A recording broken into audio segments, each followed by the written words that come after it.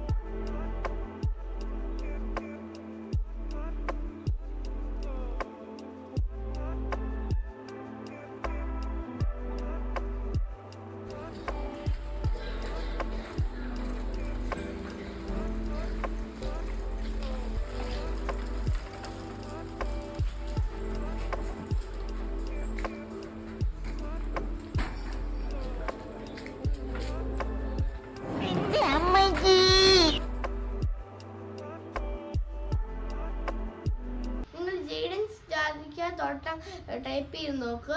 അത് കാണാൻ മറക്കല്ല. സബ്സ്ക്രൈബും ഷെയറും ചെയ്യണം. Bye bye guys. Thank you.